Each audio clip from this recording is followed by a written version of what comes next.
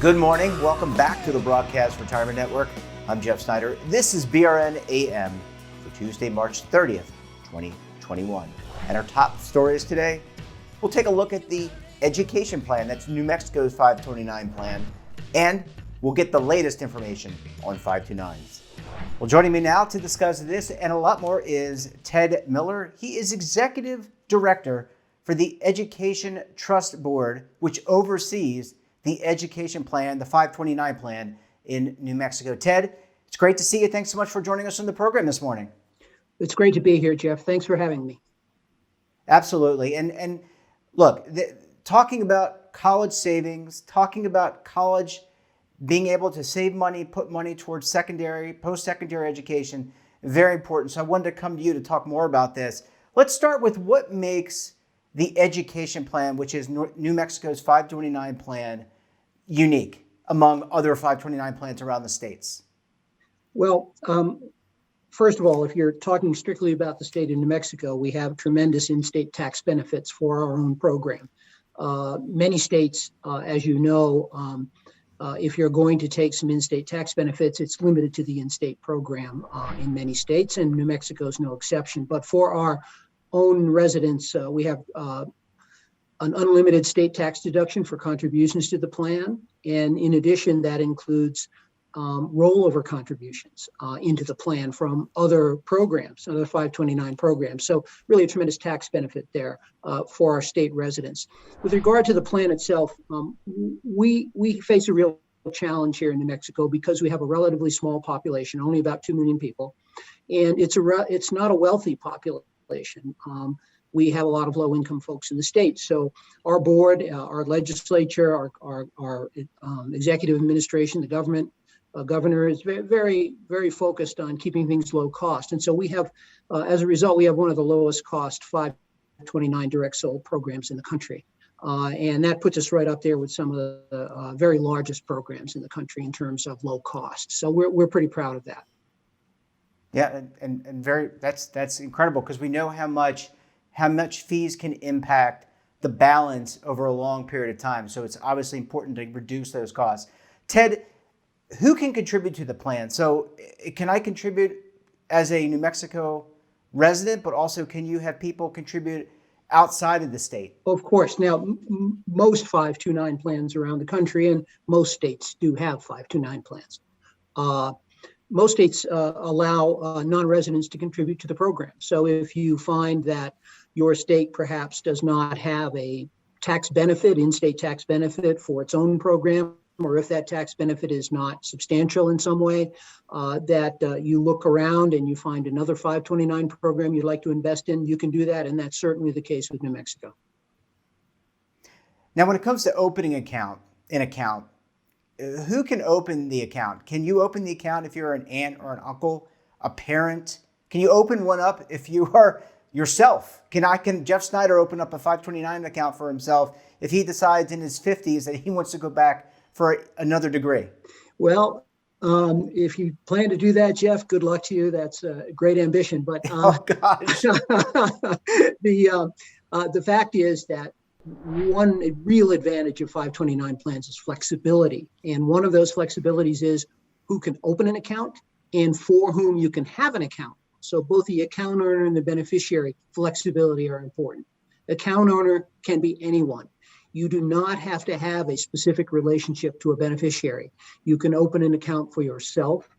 You can open an account for a friend. You can open an account for a family member. Anyone you choose can be your beneficiary of an account, and anyone can open an account for another person, including themselves. And Ted, these proceeds, so the money in the account, are they used for 2-year and 4-year colleges only? Or can they be used for example, vocational schools? If you choose not to go to college, but you want to pursue, work in a bricklayers or some other vocation? Well, one of the things that's been interesting about 529 is to see the expansion of the use of 529 programs for things other than traditional four-year college.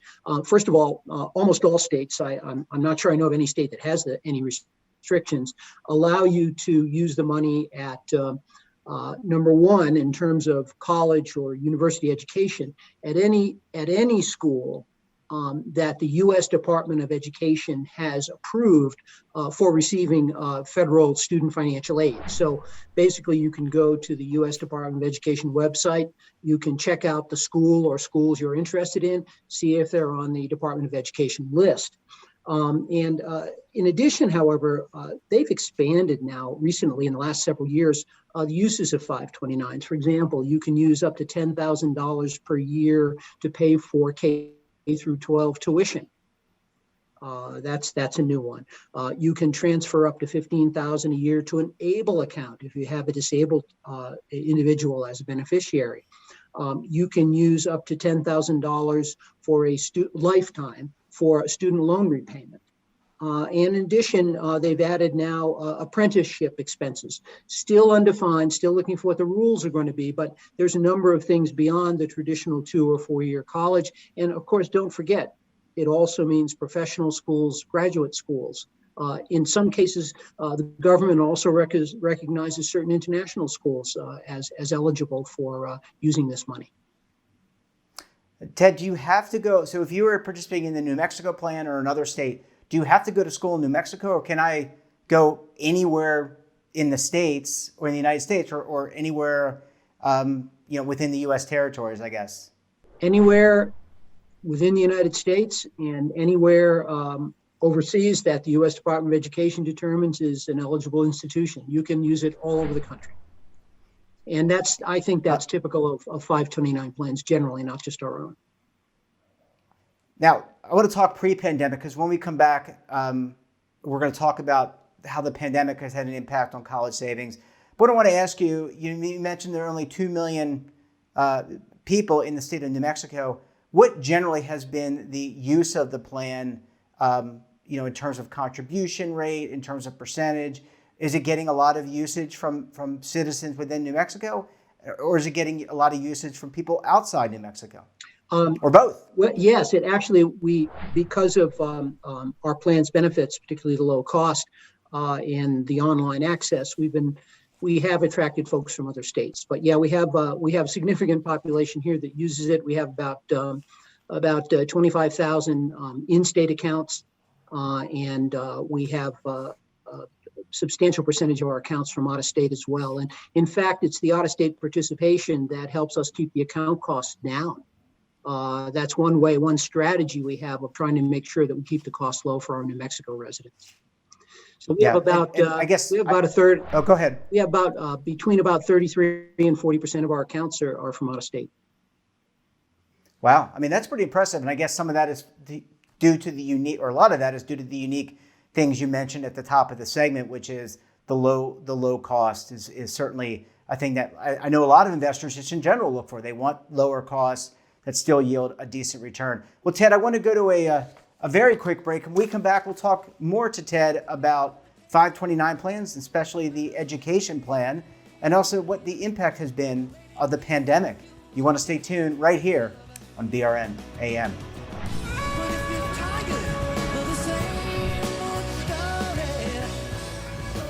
Imagine a new television network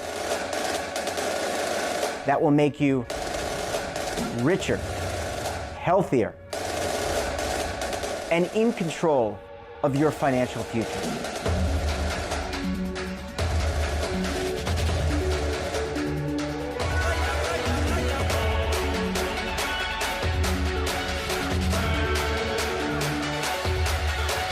This network is for the policewoman in Nashville, Tennessee, the baker in Dubuque, Iowa, the teacher in Lexington, Kentucky. We want to make the idea of savings and retirement culturally relevant. But what do you see as a defining issue of the midterms, especially for the smaller businesses? I mean, they are the lifeblood of the American economy.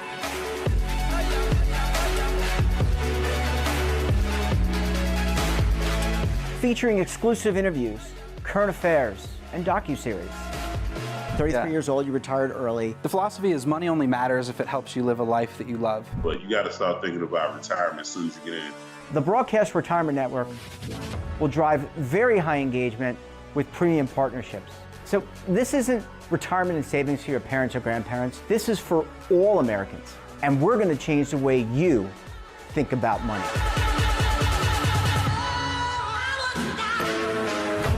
Welcome to the next frontier of retirement and savings.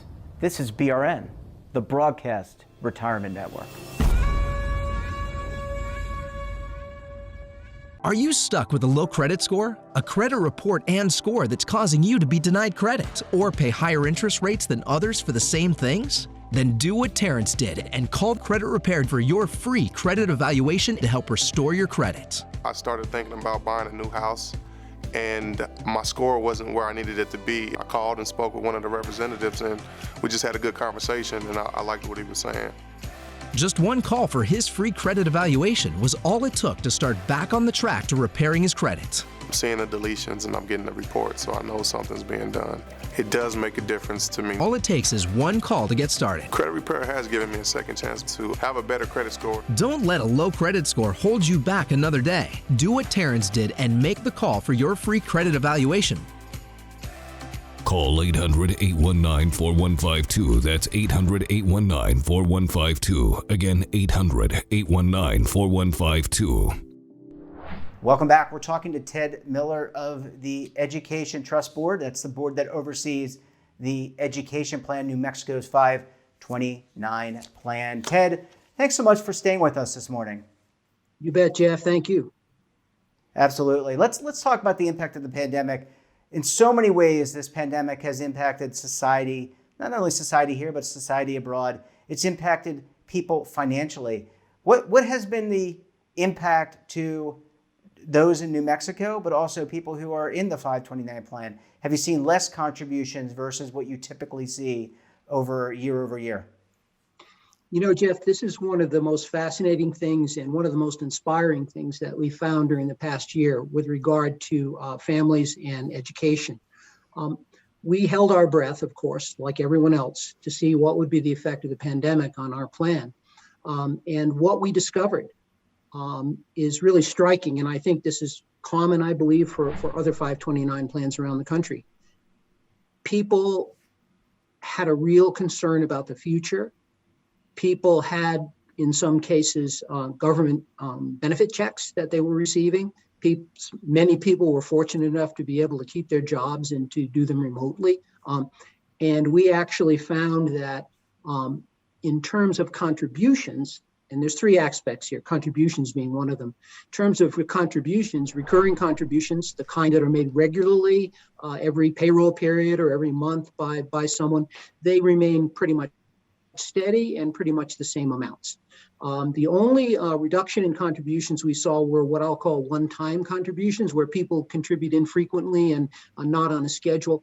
They reduced in terms of numbers by about 6%, but in terms of dollars, only by about a little over 2%. So a relatively minor impact, and we see that impact go away and come back up more towards normal since the summer. So we had a minor impact with regard to one-time contributions only, and the rest of the contributions stayed pretty much the same. But what's even more fascinating to us and inspiring to us is the fact that, like every 529 plan, we set goals for new account sales for during the year. That's part of our budgeting. What we discovered was that new accounts blew away our expectations. We have had, in the first 3 quarters of our fiscal year, we are about to meet our new account goal for the entire year. Families decided that it was important to save for the future. They became more conservative with their finances. And one aspect of that conservatism was to establish 529 accounts for their beneficiaries. So instead of seeing a huge drop-off, we actually saw a rather dramatic increase in new accounts. Yeah, that's a great sign, especially for families that value some level of future education. Really great sign. Ted, I want to ask you about tax season. Not a favorite season for anybody, for a lot of people, for obvious reasons. And it's been delayed this year, at least federally. I'm not sure in all the states it's been delayed in terms of depositing your either getting your refund or depositing an amount, giving to the government, your taxation.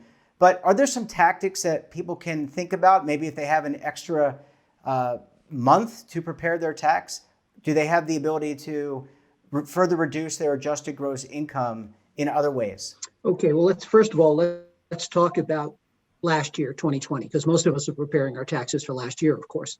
Yep. There are relatively, as you know, at the federal level, if you're going to do an IRA deduction or something like that, you have until April 15th to do that traditionally, and that's been extended. But that really isn't the 529 model. Most states follow a model that says that you get the deduction for the year during which you made the deduction, the calendar year typically. So if you wanted that 2020 deduction, in most states, you would have had to contribute the money during 2020.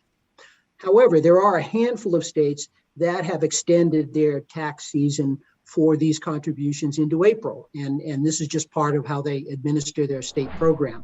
I can give you a quick list: Georgia, Iowa, Mississippi, Oklahoma, South Carolina, and Wisconsin. Those 6 states have typically had April filing dates, April dates for the contributions to the 529 plan, so you could take the state tax deduction a little later. But for the rest of us, we would have to focus on what we're going to do for 2021 and our 2021 tax returns by making the contributions during this tax year. Yeah, so a little bit different, or a lot different than a typical IRA contribution, which you can make up to the point of filing. Question for you, Ted.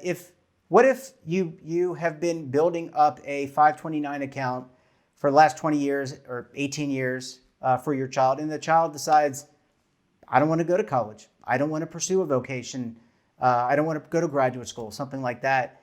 What are you just plumb out of luck, or can those proceeds be used for another child or a grandchild? Well, what's great about the flexibility, again, this comes back to flexibility, Jeff. What's great about the flexibility of 529s is that you can change the beneficiary at will. So if the beneficiary does not decide to use one of the education available benefits available under a 529 plan, which includes now more than 2 and 4 year college, they're not going to use it. You can change the beneficiary. You can change the beneficiary to anyone who is within the family line of your original beneficiary out to the first degree. So you could go out, children, grandchildren, that sort of thing, but you can also go collaterally out to first degree relatives and change the beneficiary perhaps to a child who's a niece or a nephew. So there's a lot of flexibility there as long as you keep it within the family line. Yeah, and that flexibility really important, so you don't have to feel like it's just a sunk amount if a child decides, hey, I don't want to go back to school, I want to do something different, I want to start my own business, I want to whatever. There's a thousand different. I'm sorry to interrupt you, but you're exactly right. Also, another benefit that's great there is that you can have, when you open your 529 account, someone called a successor account owner. So if you're getting on in years, you're concerned about whether or not you'll be around to see that grandchild or great-grandchild use the funds, then you can have a successor account owner who will take over the account in the event that you're no longer able to manage your affairs, or of course you passed on. So again, some great flexibility there in terms of who can be the account owner. Yeah, absolutely. Last question, Ted. Does having a 529 account impact in any way your ability to get financial aid? So if you want to go to school XYZ and they're offering you some level of a commitment, the ability to file financial aid through some of the federal or local programs, is that disrupted by having a 529 plan? Well, actually, in the main, it is not. Many people are concerned about that because they hope to acquire financial aid. Obviously, the spectrum of things that you use to pay for college is broad, including financial aid and loans. But most people fill out the FAFSA form, FAFSA, which is the form that the federal government has you fill out. And it counts 529 assets at only 5.64% of their value. That's the maximum that it counts them at as a parental asset. So a very small impact really on your ability to get financial aid because it's considered a parental asset and it only counts for a very small portion versus its true size. So your expected family contribution will not be massively increased by your 529 account.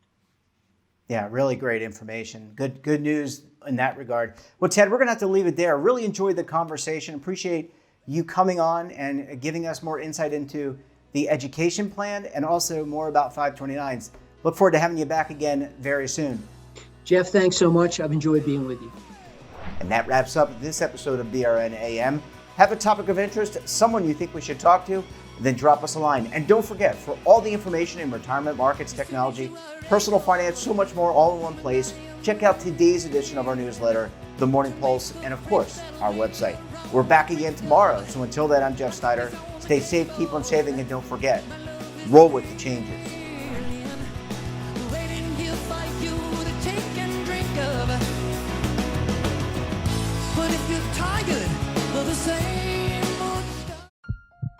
Are you being audited and do you owe the IRS $10,000 or more in back taxes? Is the IRS threatening to take more of your money? Don't fight the IRS alone. The Tax Doctor is here to help you negotiate your tax bill and reduce your stress. The IRS can freeze your assets and seize your bank accounts, but you can stop these IRS actions. The Tax Doctor will work with you using our years of experience to represent your case to help you get the best resolution under the IRS guidelines. Help is here to deal with the IRS to reduce your stress. We've handled thousands of cases, so we know what we're doing. If you owe $10,000 or more in back taxes, do not call the IRS alone. Call a Tax Doctor now for a tax emergency analysis. Call 800-224-6439.